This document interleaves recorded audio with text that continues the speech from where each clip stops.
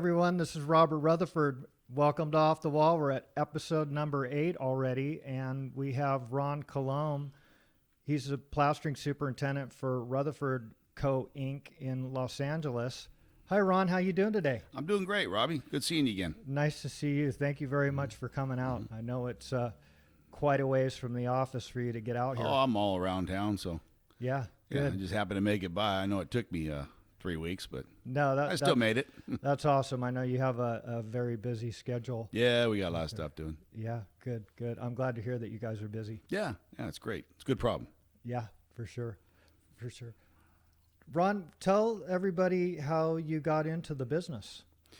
Well, actually, the plaster in my family goes back, to my grandfather and his brothers. He had 5 brothers, and they were all plasters. And then my grandfather decided not to. He packed hod for a while, but then he ended up not even getting in the plastering business at all. So the plasters come from my grandfather and his brothers. And my dad eventually got into the trade, but he got in on the lathing side. And that's where my brother and my dad are. Well, when Dad was before he retired, then my brother came in after him. But that's where the lathing part of it came in. But we were always the company. The family was always involved in plastering. Oh, that's interesting. I didn't know that's that. how I got into it. My uncle was a sizable housing contractor out in Simi Valley back in the 60s. Oh, He did quite a bit of tracts of houses in Simi Valley, and then that's interesting. I guess he had to fold up eventually and went off into something else. But that's plastering. That's where that all came from. Interesting. Yeah, it's from my grandpa's side. Were you working in the tracks when you started? No, I never worked in housing. Got it. Yeah, I always worked in the commercial. Mm-hmm. And you ended up getting into the union. Yeah, I got into Local 200 in 1980, Mm-hmm. and then did the apprenticeship and worked out on the scaffold ever since. Yeah. Up until 94 when I went in the office. So you've been a superintendent in there since 94? Yeah, since 1994 I've been the superintendent. Holy shit. And the shit hit the fan in there because of the earthquake. Well, that's when it happened. Yeah, I mean the person that was in the seat before me when the earthquake hit, it went wild, and all of a sudden you needed a whole bunch of guys, and he said, I've had enough of this. See you later. So he left, and that's when I came in. But it was new to me, so it was great, Yeah. Yeah, That was a huge change. I was all for the challenge. Yeah. Yeah. And at that time you had like massive accelerated scheduling. Oh yeah. You had to get in there and get them done right away and patch it up and move on. And they were popping up everywhere. The damage was just like coming up everywhere. So there's still some of that going on to this day. Out there in the Northridge area? Well, I mean, as far as repair for retrofitting for earthquake stuff. Well, yeah, retrofitting. We just recently we've been doing that. Well, it was pretty heavy for a while after after the earthquake, and it's kind of tailed off. But we've recently picked up a job in Huntington Hospital where that's a big seismic retrofit, and we're going back in and basically just fireproofing the connections after they abate the existing fireproofing so they can get to the beam and intersection and the column intersections so they can upgrade their steel. They weld new heavy steel in there, gusset plates and all that, whatever it is they weld in there. And then we got to come back and redo it. So that's the one we're working on now, and that's a sizable one.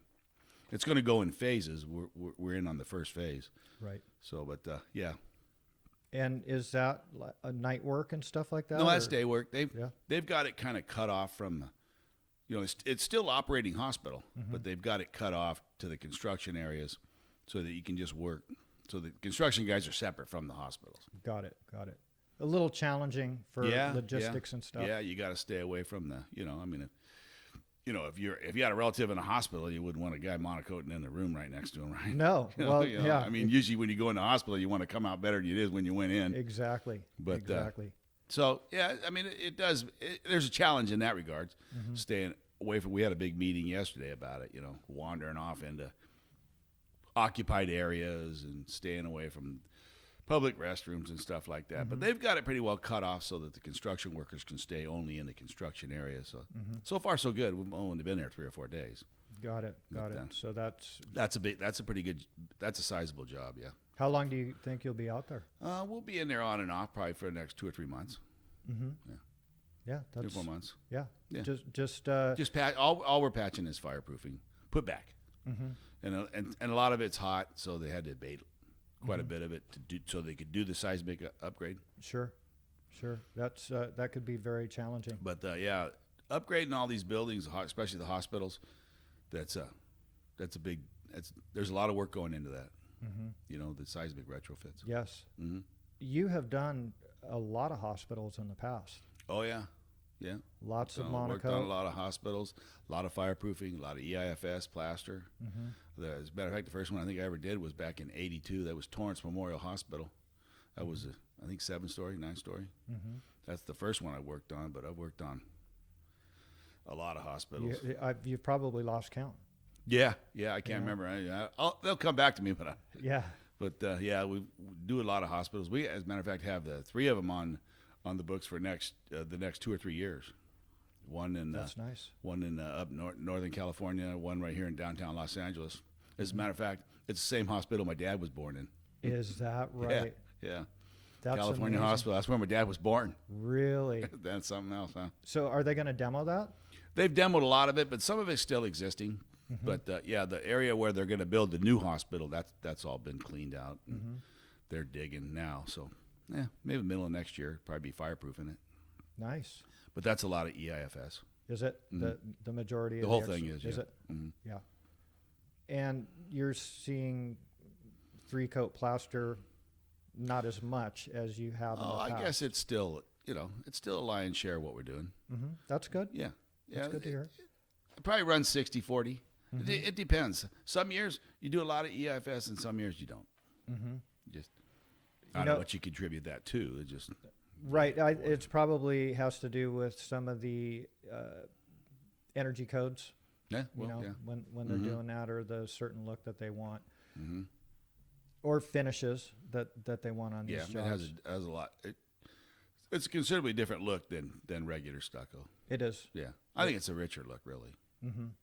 Yeah, well, now they're coming out with a lot of different finishes for it. Mm-hmm. You know, compared to what. Yeah, they're trying to simulate aluminum panels, metal panels with eifs. Mm-hmm. They got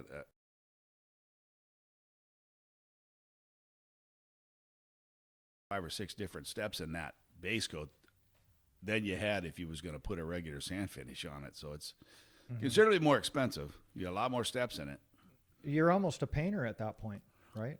Because you're applying that with a airless, right? Well, yeah, the final coat goes on with it. You have to have a continuous pot where it constantly has to agitate it because the metallic stuff will settle and it'll come out in spurts. So it kind of has a modeling look to it, which is what you don't want. No, it'll look blotchy. You want more of a uniform sheet metal type look. Sure.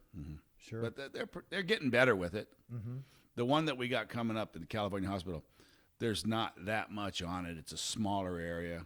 We've done some larger areas, and if you get the panels sizable, it'll get away from you because they're too big. Yeah. You know, so when you get that spray out, you know, it'll congest where you stop.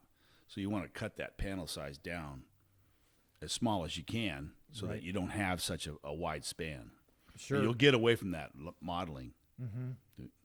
It'll get lesser, and then you can eliminate it if you get them small enough. But I mean, how small can you know? Right. Well, it has to maybe like maximum 6 feet, right? Well, maximum should be like 6 long and maybe 3 or 4 tall. Yeah. Did you have to go through a lot of training when that all? We've done some. Come in? Done some, but like I said, it's kind of new to the market, so they're learning about it too. Yes. So one of the first ones we did was up in Clovis. We had a big fin wall, and I mean they had the tech reps out.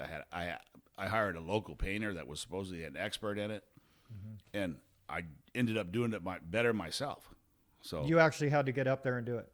Well, no, I had employees. You got it. Not actually me. Yeah. Sometimes you have to do that, though. Yeah, right? yeah. Oh, yeah, yeah. Sometimes And you still can. Sometimes, I can do it. I can do it. Yeah. You have a lot of hours in it. Yeah, I worked out on the scaffold for a solid 15 years. Is that right? Mm-hmm. That's how long that was. Mm-hmm. And tons of monocoat. Yeah. I for the first 2 or 3 years when I was in the trade, that kind of pretty much what I did was I shot a lot of fireproofing. Mm-hmm. Yeah, the first couple of years, I shot a lot of cement and fireproofing. Mm-hmm. Yeah. Well, it taught you how to use that nozzle. Yeah, yeah, You know, drag that yeah. thing I in. shot a lot of dash nozzle, a lot of cement nozzle, Yeah. a lot of fireproofing nozzle. So Yeah. there you a little twist to each one of them, but it's basically shooting the nozzle. Mm-hmm. Your whole career has been with Rutherford? Yeah, yeah. It'll be my 40th year, and next year's my 40th. Is that right? Congratulations. Yeah, I made it. Well, That's- so far. Yeah. Yeah. Not well, far off now. Yes. You know, it goes by really fast, and you've seen a lot of changes, a lot of different finishes and textures. Yeah, and, yeah. and A lot of methods. methods. You know, yeah. they do things considerably different now than they used to. Mm-hmm. But you know, I guess that's just the way that goes.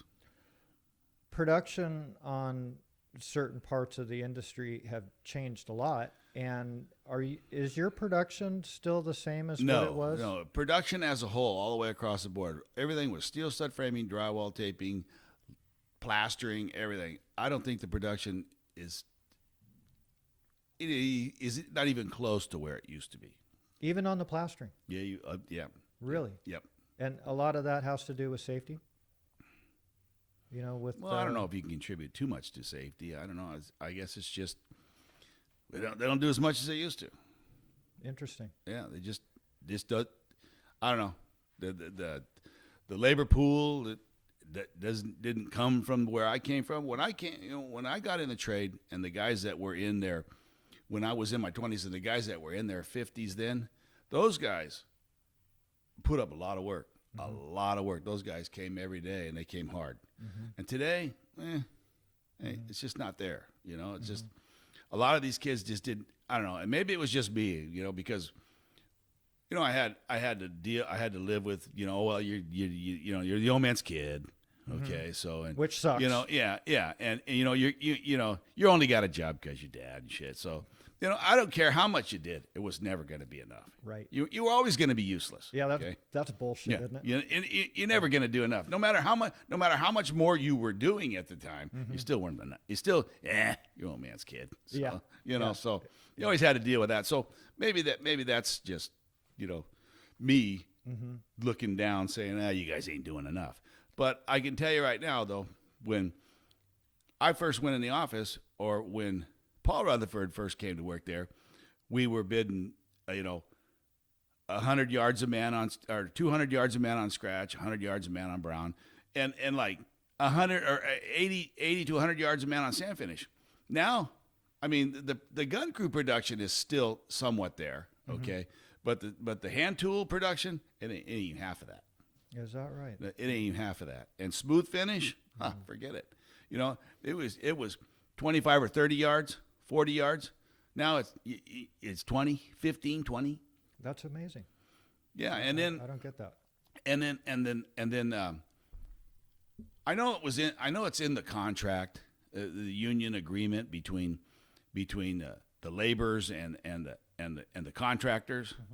Okay, but we recently they have there's a ratio in there for plaster tenders. Plaster tenders in a ratio to how many plasters you have. Okay, and if you read in the ratio portion of the contract, it says that on interior plaster work, which we do very little of anymore. So that tells me that it's old. This contract's all ancient. Sure. Okay, it says in there, your ratio is 1 plaster tender for every 2 plasters, which is, I mean, I'm not doing anything different. My ratios aren't any different now than they were when I got it. The guys that ran the whole thing before me. And then it goes on to say, well, if it's a gun crew, then you can do this, and then if it's a gun crew, but basically they want your ratios to be 1 plaster tender for every 2 plasters. And I never do that. I mean, I always like I said, I'm running things the same way I was always taught. Sure. A gun crew has 4 or 5 plasters on it, hose puller and a mixer man. Mm-hmm. Okay. Yeah. Or a sand finish crew. If you got 6 plasters, you might run a couple of hot carries. Mm-hmm. If you're smooth finishing and you got 4 plasters and they're not getting that much done, what are you going to run 2 hot carries for? Exactly. You know, it doesn't make any sense. No. So about 2 years ago, an auditor came over from Labor's and audited all of our jobs that we had done in that 4-year period. Okay. Mm-hmm. And she took every job and the ratio of plaster time that went in versus the ratio of plaster tender time that went in. And the offset, they sent us a bill for $280,000. Oh my God. Yeah, $280,000 is what they figured they lost in lost benefits. Is that Yeah. right? Oh, that just my came in gosh. about a month ago. Wow. And they're looking at me like, hey, what up? And I'm like, yeah. wait a minute, man. I didn't make up the rules around here. I'm not doing anything different now than the way I was taught. Yeah. Yeah. That contract's been around as long as I have, because we don't do it. We Rutherford does interior work because we've always done that. We probably do as much interior work as anybody does, but it still runs in spurts. Still, you may go years without doing any interior work. Yeah. So, I don't understand how they can do it. I know Raymond got a sizable one fine. Raymond got one. PCI got one. Who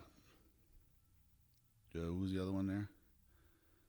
It was not Hayward, but there was about 4 or 5 of them that went out. So I guess the contractors are with WWCCA. They're in kind of going back and forth about the fines, but gee, $250,000. And so where does that money go? Are they giving it back to the men? Well, when they fine you for again, you didn't hire the guy anyway. So exactly. That's going directly into their pocket, back into their pocket. So it goes into the slush fund. They're yeah. Well, there you go. They're figuring that's what they lost as far as benefits that should have been paid had you hired the right amount of guys you were supposed. They say you're supposed to hire, but it's in the contract. So, wow.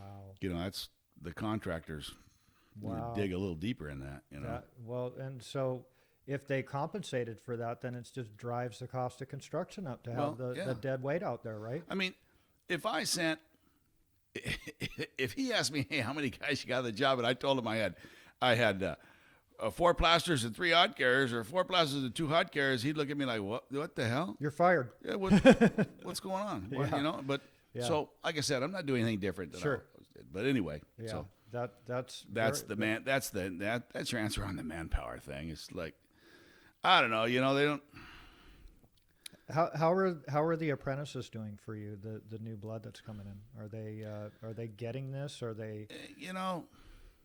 Some are okay, and then some are, I don't know what they're teaching them down there. Mm-hmm. I mean, you can't. I mean, when I was in the field, you could say anything you wanted to a guy. Okay. Mm-hmm. Well, exactly. Yeah. And the raunchier I was to you, maybe the more you'd pull your head out, but you can't do that anymore. Mm-hmm. Yeah. So yeah, you have to watch your language. The productions. I know my brother talks about it a lot too. Mm-hmm. It just they don't get up what they used to. Mm-hmm. They just don't. Yeah. And I don't. You can only stand there and scream and yell at a guy. It's just. Well, you're not allowed to scream and yell at him. It's just the generation. It's just the generation. Mm-hmm. So, what do? Yeah. I mean, you got to stay competitive. Exactly. At the same token, if you're not getting it, I can tell you right now, all the other guys aren't getting it either because they're using the same guy. Sure. So. Sure. Are you guys able to keep a crew going at all times where you have like 50 guys going? Or recently I've had quite a few guys going, but since how work goes sure. up and down. Yeah. You can't hang on to everybody. So right. I'm able to usually keep at least my lead guys busy and some of the nucleus, and then when it goes up and down, you got to let them go. Yeah, I'm lucky. I got some friends around the business that I'm pretty good friends with. The superintendent over at Martin Brothers. So me and him grew up in the trade together. So we loan guys back and forth. That works out pretty good. That's good. Yeah, that's good. That works out good, especially if you can get them back. Well, yeah, when you need them. Yeah, he doesn't always loan me his best guys, but yeah. but they're better than calling the hall. Sure. Yeah. Sure. Have you ever been to their training facility, the apprenticeship training facility? At 1414, no. seeing what they had going No, on. I mean, I know they've changed hands a couple times on the school teacher, but I mean, I know him. Ruben Ventura worked for me for quite a bit. He was a good hot carrier, so I'm sure he's probably doing his best. Yeah. You know, I just don't think that they get pushed hard enough. You know, it's the same old thing. You know, remember when they always told you, "Oh man, when I was a goddamn kid, shit, we did," and Exactly. oh yeah, you know. Right. Yeah. So it's just kind of gotten worse. I'm sure. I probably didn't do it. I know I didn't do as much as a lot of the old guys that I hung around with. Exactly, and they were telling you were soft. So yeah, and I was soft too. So Exactly. it just it's gotten to the point where you're just going to have to cut your production rates down, otherwise. Yeah. It's not happening. I can tell you that. On 3-coat plaster, are you guys doing a lot of the base and mesh over the brown? Some, you know what, with the new insulation that's in the walls now, we recently did one in Bakersfield, and it had a refrigerator insulation that was between the framing and the lath. Yeah. And that I guess that's a part of that code. You have to have base coat and mesh on that. Oh, really? On the brown coat, yeah. So we don't do it often because it's too costly, but you're seeing it more and more where they're asking for base coat and mesh. That didn't make a whole lot of sense there, since you put a heavy acrylic finish on top of the brown coat. I don't know what they achieved there. I kind of understand that on a smooth finish, though. They're doing it more and more on smooth to Yeah, well, I completely understand that. crack isolation. Yeah. So It works well. Yeah. And when you guys do that, are you putting the mesh on while the brown is still wet, or are you coming back and doing a base and mesh? Well, and again, you can do it the next day, okay? But then that's kind of a gray area too in the spec.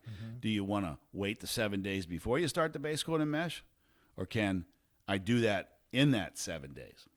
They let me in Bakersfield, but it doesn't say anywhere in the spec, 7 after the 72 and the cure time, the 72 days of the moisture cure, and then the total of 7 days, you can start your base coat. It doesn't say that, so it was never there when they put that in the STM. So those specs are ancient. So yeah, it needs to be updated. So I don't know if that means anything. I don't know if it's going to be a problem down the road, but Right. it was great because then I could do that phase during the cure times. Yeah. And I didn't have to, because they're always on your ass about getting the scaffold down. Sure. And if I would have had to wait, see, and then you can, at the same time, you can keep your guys going too. Yeah. You don't have to pull off the job for 6 or Exactly. 7 days. Exactly. You can roll right. So it worked out great. Yeah. Do you ever get on projects where they're making you cure your scratch? Well, that's always been a part of it. It's 48 hours. But so you scratch. wet it down. Yeah. Oh yeah. That's always been a part of You're that. wetting your scratch. Yeah. As a matter of fact, you have to start wet. So if you get on a hot day and you scratched on the south side of the building, that thing's going to start turning white in about 2 or 3 hours. Sure. So you got to get your water on that before it starts turning white. And then the shadier sides, as long as it stays that green color, it's got moisture in it. As long as it retains its moisture in those 48 hours, typically you should be okay. How about you guys ever do just like brown it in one hit? You ever do any jobs like that where you're just filling up the full 3/4 and No, I mean running? a lot of the, like BMI and those manufacturers, they always sell it that you can do it, but it never happens. I've never been able to put 3/4 or 7/8 on in one pass, and shot the nozzle until it was full without sliding down, falling out. Because when you go to float that brown coat, you're relying on that scratch coat to pull that up. It's just like pouring concrete. Okay, if you wet if it's muddy, you're gonna be troweling that thing in the middle of the night. If it's the dirt's relatively dry, it's gonna use that water, and you're gonna be able to trowel it, because you can't do anything until the water subsides to the point where you can trowel it. Yeah. It's the same thing with the scratch and brown. If your scratch coat, if you don't have a scratch coat and all you got is lath, half inch, it works, but it has a tendency to slide out and everything. Okay, so then your brown crew, they're just fussing with it. It's faster if you at least even half inch just kind of put something out there that can firm up, so you can double it. But to say you can just you do it all 7/8 at one time, never found that to work. Yeah. Well, and part of that is the lack of furring on the lath, right? It's not. It's well, if it was in the center of it, then it would hang. Well, yeah, it'd be closer. Yeah, that makes sense. Yeah. So yeah, but if it's self-furring lath, I mean self-furring, I understand what that means, but yeah, it's only off the wall. We've done core samples and it was self-furring lath, and and seen that lath, barely 1/8 of an inch into the scratch coat. In some places, not even in it at all. Exactly. Yeah, it's on the back. Yeah. Right. Yeah. So there's nothing but 7/8 plaster hanging on the face of that lath. Right. Right. How about double back? Do you do any double back when you let that scratch firm up a little bit, and instead of dropping down to the next stage, only if it's a modified system. If it's just conventional, no. No, you have to follow the specs. The 48 moisture cure on the scratch. 7 days on the whole system. Yeah, it's kind of weird in plastering. Like you're scratch and brown, you're like creating a cold joint, right? In a sense, Well, which is kind of taboo in the cement world. As long, yeah. Well, as long as and that may lend to a lot of the cracking. Because you can walk around the job site. Plaster just doesn't wake up one day and say, I think I'll crack today.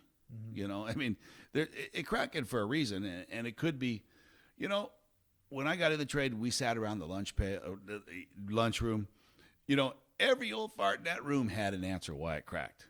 Okay, every one of them knew why it cracked. But you know what? Here I am, 40 years later. It's still cracked. Yeah, it's guaranteed. What? Nobody spoke up or what? Yeah. So it's the nature of the beast. I'm thinking the crack control, the netting and stuff, that's kind of an end all. I'm not saying that will never crack, but you ain't going to get the cracks like you've seen. Sure. So I think that should just be a generic part of the spec. Just putting, and then, manufacturers can come up with something. It doesn't have to be 4 ounce. It could be the thin 2 ounce mesh. If they could come up with something that, and even the nap doesn't need to be real tight. Have you ever laid sod, grass sod, and you see that nylon mesh that's in there that kind of holds it all together? Sure. It's kind of maybe a half-inch square. Yep. It was something like that you could get in the brown coat somehow, and then float it all in. Yeah. Without it, you wouldn't think that it would rot out or anything like that. I mean, you would think that the cement wouldn't deteriorate the plastic in any kind of way. Right. Well, and then that all goes back to testing and stuff like that. So market. And so I'm sure that they had to do a shitload of testing to make sure. Well, like you said earlier though, man, I don't, if it's in the shallower side of the system, well, you could put a lath it with anything you want, Yeah. As long as it, and with the mesh, you got the lath, and then you got some kind of crack control mesh, whatever you choose to use. The system is sandwiched in it. Yeah. And that's where it's supposed to be, in the center of the cement, right. Just like the frickin' rebar, right? Right. There you go. When they're you don't just lay it on the dirt. Right. I mean, it doesn't work that way. Some of the cracking issues, do you think that has something to do with all the movement that they're putting in these buildings now, like with the slip tracks and stuff like that? Or do you think that actually helps prevent the cracking? I don't know how it could prevent it. Because, the plaster system's it's a pretty rigid, once your plaster's on it, all right, it's pretty solid. Absolutely. So if there's any kind of decent movement, it's going to crack that, and if you got 4 or 5 floors all doing this, can't imagine that would be anything good. Yeah. When you were working in the field, did you have a chance to plaster any walls that were just all tie-on metal lath? Oh, yeah. Yeah. Yeah, I mean. And how did that perform for you as far as? I don't remember when I was in the field. I don't remember the cracking. There was a period from '94 up until recent that I dealt with cracks. I mean, maybe it was just because I was the one that had to go deal with the cracks. Yeah. Because when I was in the field, I would be off making the next crack. So I was never on the hot seat to go fix it. Yeah. Now I'm on the hot seat to fix everything. Yeah. And I've had a lot of success with the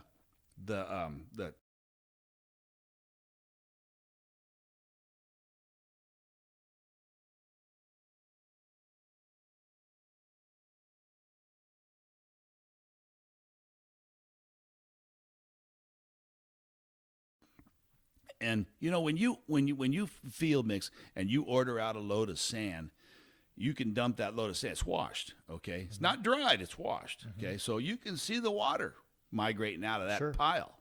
So the sand already has a portion of water already in it. So if you take the pre-blended stuff, that sand's dry. If you take a cup full of wet sand, okay, and you take a cup full of dry sand, okay, and put it in a pail, mix it up full of water so it's the same consistency as the one that's already wet. I'm talking just sand, okay? You'll only get half of that sand back in that cup. Is that right? Yeah, you only get a half of that sand back in that cup. So if you take a cup of wet wash plaster sand and a cup of kiln dried plaster sand, dump the dry out, mix it up, put it back in there, you only get about half that back in there, maybe 60% of it back in that cup. That's amazing. So, Yeah. when That makes sense, though. when I seen that demonstration, I thought, So really, wash plaster sand field mix, if you're putting 3-to-1 in there, you're really not getting 3-to-1. If it was dry, you were getting 3-to-1. Absolutely. If it was wet, you're probably only getting 2-to-1 or maybe even less than that. That's very interesting. And then a lot of the guys in the sand pile anymore, 20, 15, dump it, the faster it runs, the less sand you get, So Yeah. I'm still sold on the fact that you can never put enough sand in it. And I think the addition with getting as much sand into a scratch and brown, it's going to go huge to helping your cracking. I'm Interesting. just flat convinced with that. Yeah. So I've done real well with it, ever since I've gone to the field mix. I mean, I'm experiencing a lot less cracking. Lot That's less, good. A lot less. That's- And that out a little further into that layer than 3.4. Yeah, unless you're using diamond fur. Well, hey, And then it's and then it's all tie-on metal lath, and I mean, it's forgiving. the proof's in the pudding right there. Yeah, exactly. When you guys are doing like these jobs that have it's logistically hard, do you ever do any of the silos? Yeah, that's all I use is silo. Okay. So you're not just buying 90-pound bags of factory? No, I'm not doing that anymore. Well, if you have 1,000 yards or 1,500 yards, it's going to take you about probably 50 or 60 of those big super sacks, okay, in the silo, okay? If I ordered out equivalent in 90-pound sacks, that truckload would be about from here to down the street, Yeah. It'd be like 1,500 sacks, I got to be running back with a sack. So when you get down towards the end of the job, this is kind of a field timing thing where, you run the silo down until you get a certain portion, and then you go to the sack thing just to finish out the job. It's the same stuff. It's just in a sack. Yep. That's the best way to go. I mean, it works good sitting right here, but how many times I've gone out to a job and seen a silo completely full? What am I going to do with a full effing silo now? You guys are done. You lost your ass. I mean, Then you got to dump it. And then you got to dump it, or the super sacks go back. So there's kind of a downside to it in that regard. But I think as far as just performance as overall, it's working really good. Good. Yeah, I really like it. That I wouldn't want to pick those bags up and shovel sand all I know. freaking day. I mean, it's great. And then, it's a little easier to find somebody that's, can just pull the lever and fill up the mixer, rather than try and shovel all day long. Yeah, don't let the hopper get empty. Yeah, right? pretty much. And so when you guys are doing that, then you have to have, does the same guy that's running the pump, is he feeding the super sacks in with the lift? Mm-hmm. Yeah. Mm-hmm. Yeah. So he can keep up and do all that. You know, you have to work with him on that. You know, I mean, I got a couple guys that can do it, and then some just they get so tangled up with it. You know, he's up there trying to dump it, and the thing's sucking air. But I got a couple guys that are pretty good at it. You know, they can kind of watch and see where the nozzle man's at, and realize, hey, man, now's my golden opportunity to throw a couple in there, and don't let the silo run dry. Sure. It's relatively new in the plastering industry. They've been doing it for the masons for quite some time. Oh yeah, well I remember when it first came out. It first came out, you know, back in the late '80s.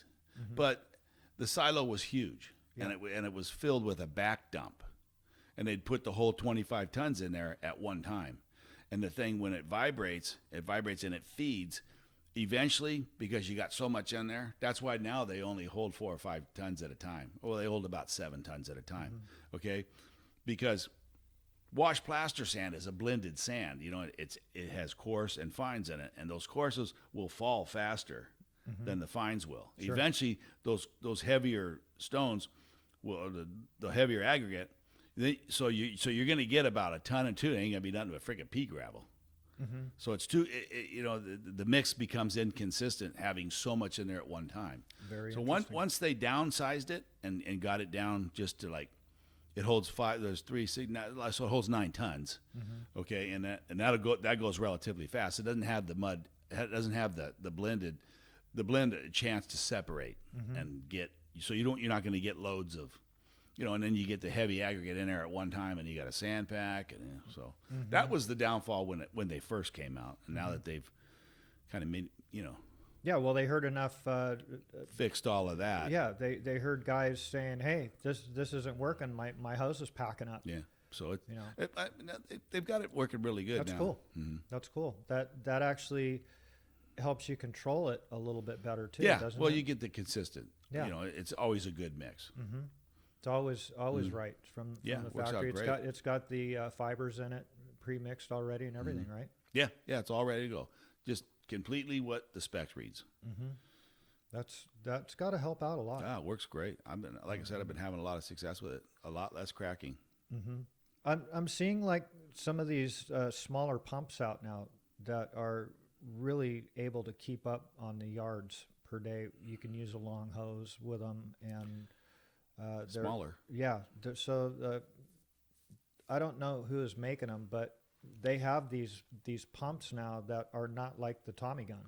So you know what you're probably thinking of? You're probably thinking of the fireproofing stuff, because to pump sand and cement, you got to have some horsepower. Yeah, you got to have. I just ordered 2 more. They're going to be in a couple of months from Western, but their cylinders are all oversized. The fireproofing has a lot of small electric ones. I know they go pump 20 floors. Is that right? Yeah, it's a 220.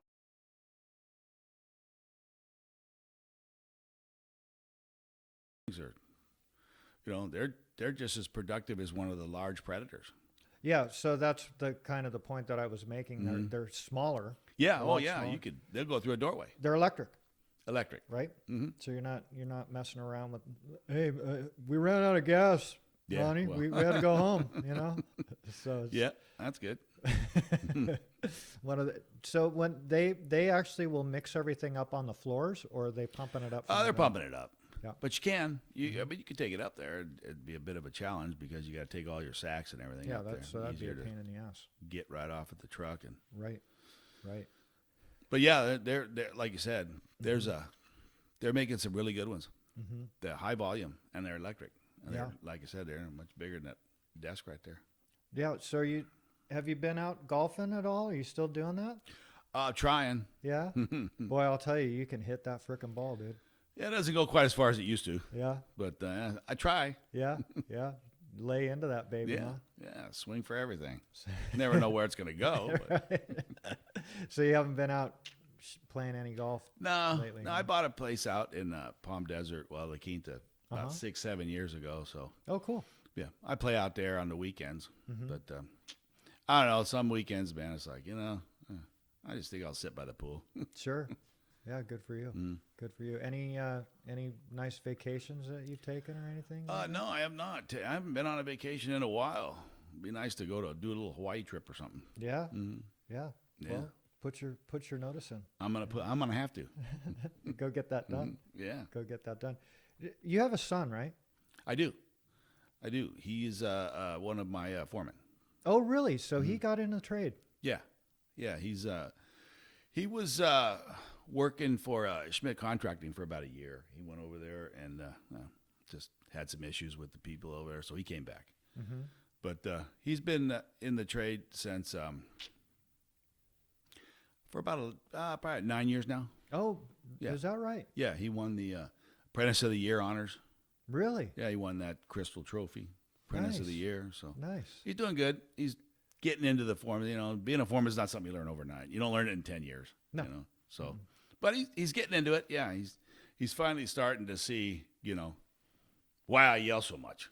You know, when at first, you know, it was like, yeah. But, you know, you make him responsible of what the guys are doing. Mm-hmm. And then he starts to realize, oh, my God, really? Yeah. Yeah. So before he would never call for a check. Now Mm-hmm. he's not, doesn't have a hard time with it at all. Well, you know, they have to produce. You know, That's the bottom you line. know, that's right. You know, when you become responsible for that guy, Yeah. and not just yourself, but that guy, then it's like, well, okay. Yeah. You know, sometimes it's not not the most liked guy, but No. kind of goes with the situation. It does. It does. And, you know, the extra money that you're getting paid really isn't worth really the responsibility that There's you a lot have. of guys that would would rather not do it at all. Mm-hmm. You know. Yeah, there's a lot of responsibility Yeah. because when it goes if you're not making money on the job, they're looking at you because you're the guy. There's a lot of red tape these days. You know, I mean, now when you go out to a job site, you can't just get out of your truck and go to work. First off, you have to go to a 20-minute stretch and flex. You know, it's really funny to see these plumbers out there doing this thing. You know? Bending their thing. You know, when I was a kid, man, one of those old farts would have said, "To hell with this shit. What is this shit?" That's I can't, funny. you know, if I can't get out of my truck without bowling a muscle, I'll just stay home. Yeah. You know, and now it's like you got JHAs and task hazard analysis and near misses, and it's just there's just stacks and stacks of paperwork. You got to submit this for that and put this over there for that and fill out this and request this and that. It's just to run work anymore. I don't even know if it's worth it at all. I mean, it's just not only do you have to be responsible with getting the job done, but then you got to freaking do all this paperwork on top of it. I mean, the paperwork's considerably more than it was when I was. Oh, absolutely. I mean, it's just ridiculous. Yeah, it's unbelievable. There's all these something new every day that you guys are having to deal with as far as staying in compliance of Yeah. how they want these jobs done. And to find that superintendent for a general contractor that can actually put a job together, I don't know. I think that maybe they all died. I don't know. But that guy don't even exist anymore. I mean, they would rather fire over an email that's not even accurate as what's going on outside the door than go out there and figure out what's going on. I guess they don't want to go out there into the field and you know, get with the manpower and find out what the problem is, because that ain't where they were born. They weren't born there. They were born in the office. They were born coming out of school with some kind of construction management degree, and then all of a sudden found themselves being a superintendent. Yeah. You know, I'll give you a situation. Any more pre-construction meetings are just like, before you even get the job started, they're like ridiculous. I've been to go to the same meeting every day. Every week you go to the same meeting. Does anything ever happen out of these meetings? So I'm doing an eifs system, all right, and this gal that I'm dealing with the whole time, okay, she's conducting the meetings most of the time, and she's going through all the steps, okay, spot the screw head, do the grid tape on the joints, you know, with the different material, the waterproofing material, and then spray the whole field with the moisture barrier, okay, before you start your eifs, you know, before you start the foam and all that, okay? So we're doing a mock-up, all right, and she's watching this whole process, okay? You spot the screw heads, you put the grid tape on the joints, mud all the joints out separate, and then you spray the whole field, Okay, I'm getting ready to put the finish on this mock-up, and she comes out and she asks me, "Did you put grid tape on the screw heads?" Oh my God. Really? And you're watching the? Yeah. Who's the man? Are you kidding me? Yeah. Why, Wow. why would you even ask me that? Yeah. That's You've amazing. been through how many meetings? Exactly. You were the one that can holding the meetings. Yeah. You think I'm supposed to put grid tape on a screw head? Yeah. Oh my gosh. And that's where it's at. Yeah. That's where it's at. Yeah. That's Yeah. got to be very frustrating. For Oh you my out there. God. You know, and then you start getting all these emails that aren't even accurate as to what's going on. Because even if they went out in the field, they wouldn't be able to take a guy aside and say, "Hey, what are you doing here?" Because you don't know what he's doing. Right. Yeah. So they just rather, hide over there behind the mouse pad, I guess. And Yeah. That's. so to run work anymore. Oh my God, it's frustrating. Yeah. Aren't you glad you're going to retire soon? Yeah. Yeah. You know. Yeah. Can you imagine your old man out there doing this shit now? No, I can't imagine any of those guys dealing with it. Yeah. Yeah. I want to get your dad in here. I think he would have a great story to tell. Oh yeah, yeah. I think you need to get him here one of these days. Definitely. Mm-hmm. I want to get some of these older guys in here before we lose them. Yeah, You know? yeah, that'd be good. 'Cause- Yeah, 'cause, Jim, my dad. Yeah. Do you think your dad would do it? Oh yeah, I tried talking him into it. Yeah. Yeah. It's. I would love to get him in here because he has a long past on. Yeah, on it. yeah. I could sure. run So- it by him. That would Sure. be awesome. Mhm. I would love to see him in here, and he would have a really good story that people would. Oh, I'm wanna sure he hear. would. Yeah. Yeah. Are you still boating?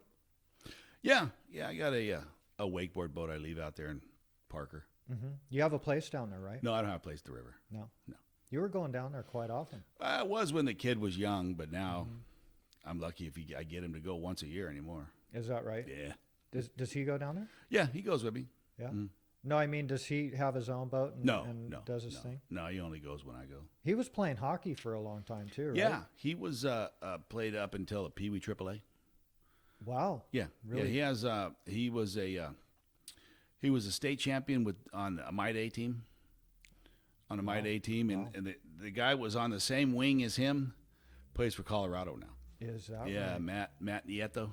Wow. Yeah, he's one of the big scorers for the Colorado Avalanche. Yeah. Yeah, they were on the same line that won that state championship on a Might A team, and then he won another state championship, a Squirt A team for that was with Jeff Turcotte. Mm-hmm. He won that, and then once he got into AAA, gets pretty demanding at that point. Oh, yeah. because you're not. There's no turning back. Then you're No. either going to go pro or just leave. Well, you he know? went a long way then. He went quite a ways, yeah. Yeah. Mm-hmm. That was. Yeah, he Were you played quite a bit. coaching then No, too? no. I got into it because a good friend of mine was a coach, Mm-hmm. so he kind of talked me into it. Got it. Mm. That was. He did it for a long time. Yeah, he did it for probably 5-6 years. Mm-hmm. Mm. That was. You guys traveled a lot doing. Yeah, that I too. went to Canada quite a bit. He played in the Calgary Stampede. He played in a couple of tournaments in Toronto. Mm-hmm. So he played in a big tournament in Littleton, Colorado. So yeah. That's cool. Mm-hmm. That's cool. And was he scoring a lot of goals? He was he was never a threat to skate away with it. He was kind of an opportunist kind of guy. He just hung around in front He of was the net, doing a Gretzky. waiting for something to come by and hopefully put it in the net. But he was never going to skate away with anything. Uh-huh. No, that was too much work. Yeah.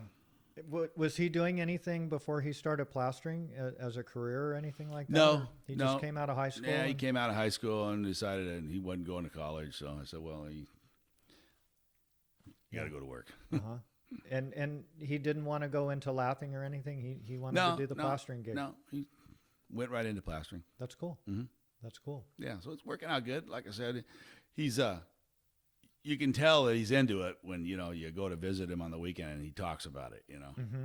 So, hey, Yeah. Yeah. Well, he's learning some of the So maybe some of the stuff that you were talking about in the past. Now he's reflecting on that and saying, "Hey, I remember you telling me this, and I have this situation on this job right now." yeah. Yeah. You can see the wheels turning. Mm-hmm. At first, it was okay, give me the bucket. All right, give me the wheelbarrow. But now he's kind of moved up. Mm-hmm. You can see he's kind of hit. It's inside him. Mm-hmm. When all this liquid applied waterproofing goes onto these projects, that's your scope of work, the Yeah. plasters. Mm-hmm. So you're doing all the schmeckum on the screws. On the eif systems, we're doing everything, and it just depends on who's you're using.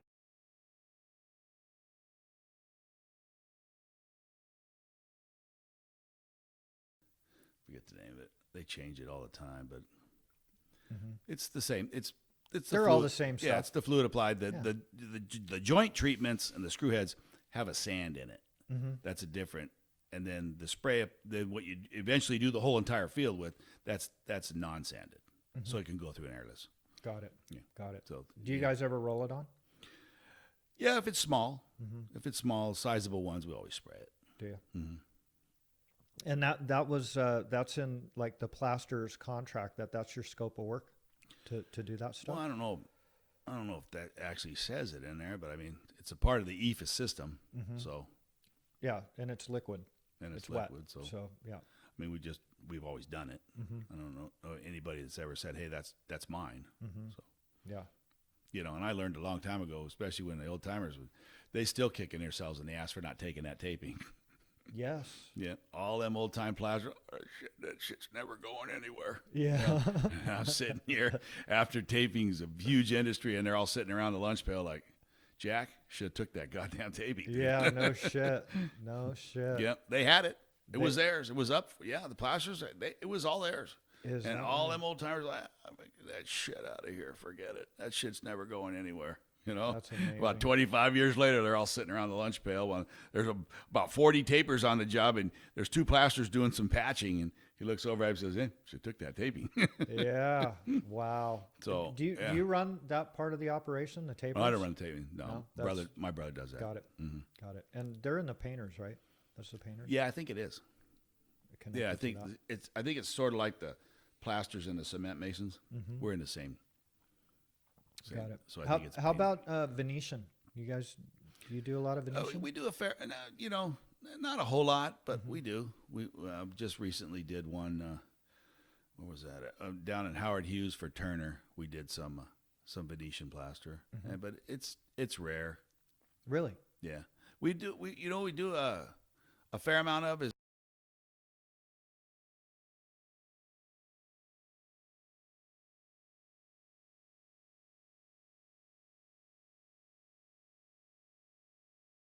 It's a soundboard that goes over just framing.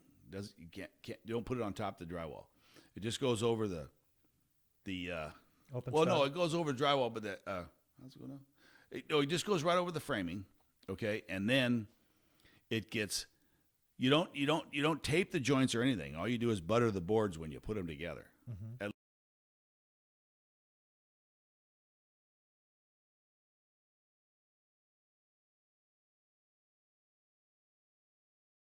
Just a different. The soundboard is a different size, and it's more of a. Theirs is more of an insulation than it is. This is a particle board. It's rigid. Got it. And goes up, and then they treat the joints, screw heads, coat the whole thing with their base coat, and then it's a real fine sanded finish that goes on. You trowel it with their special tools that they make for it, and then it's got certain decimals of sound, and it kind of penetrates the whole thing. We're doing a fair amount of that. Oh, that's good. That's a good little niche for you. Oh yeah. For sure. Yeah, any we're doing place a where bunch you can spread mud. where we can keep working. Yeah. That's excellent. Venetian, right? So Well, I mean, I think that's kind of a manufacturer name. Is it? They use it a lot, like on feature walls and stuff like that. Yeah. We got some in the office. They make a couple different. They make about 4 or 5 different names of finish. Some of it has sand in it. Some of it's just a polished lime plaster. Yeah, polished lime plaster. Yeah. Do you guys do that? A lot of that? Oh yeah. Goes on in steps. It has to go over the tape. It goes over drywall, and it has to be a level 5 tape job. I mean, the tape job has to be really good. And then it has a primer. Put the primer on, roll it or spray it. You usually just roll it because, like I said, it's just features. It's not a large. And then it gets the primer, and then you put it when you use the plaster, okay, and you skim coat the whole entire surface with it, okay, and then they give you some real fine sandpaper. It's like 330 grit or 600.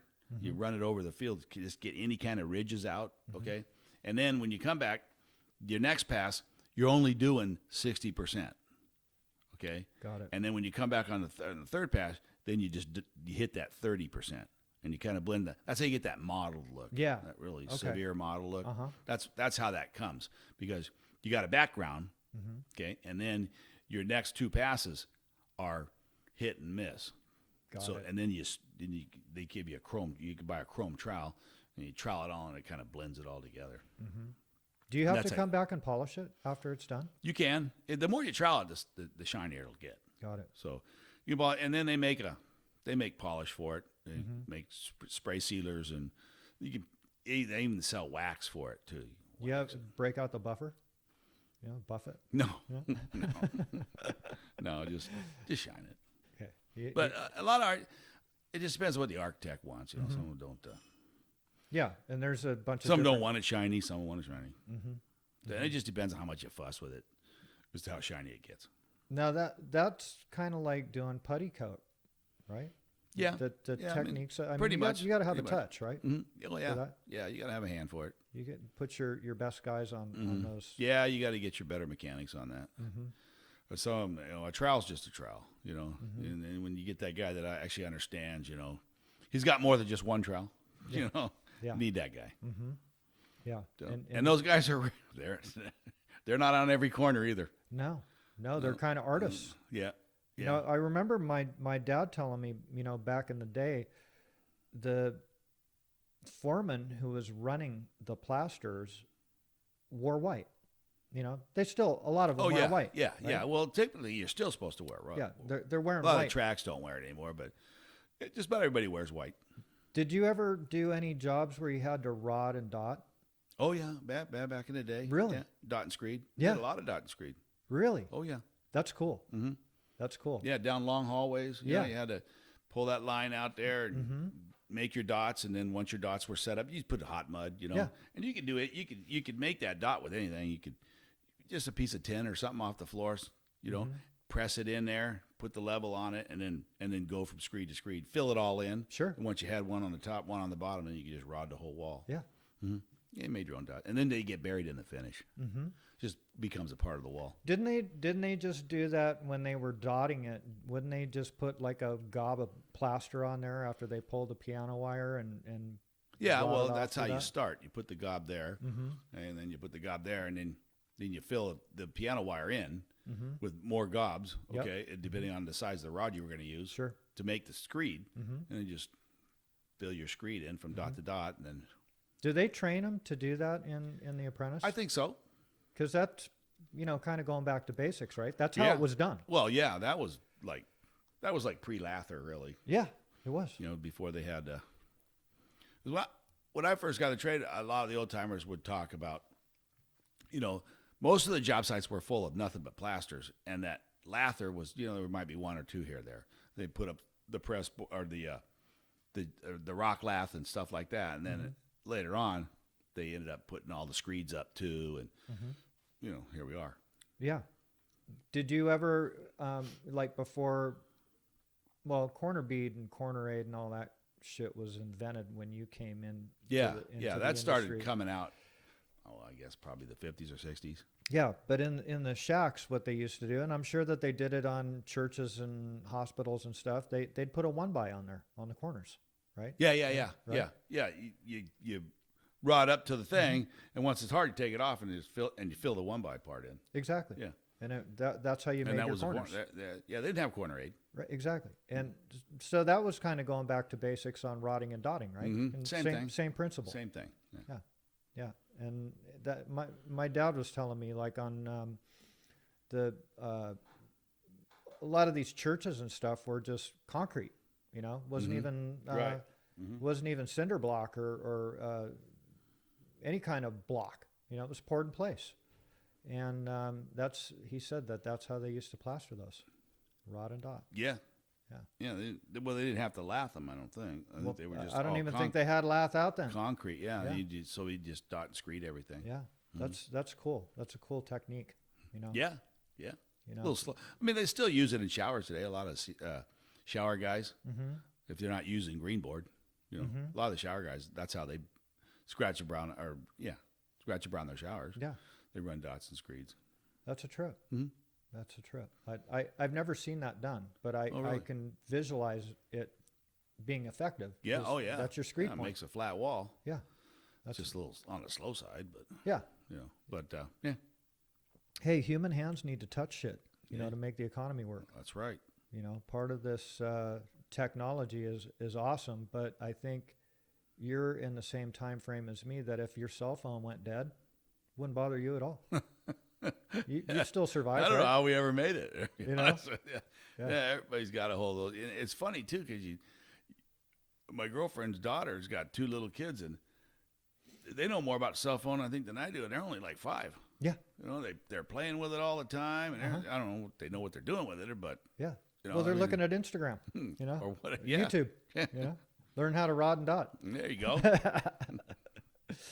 Hey, Ronnie, thank you very much for coming in. It was great. You had a really good story to tell, very informative, and I really appreciate you coming in. All right, well, it's fantastic. Thank man. you very much. Can't wait to come back. All right.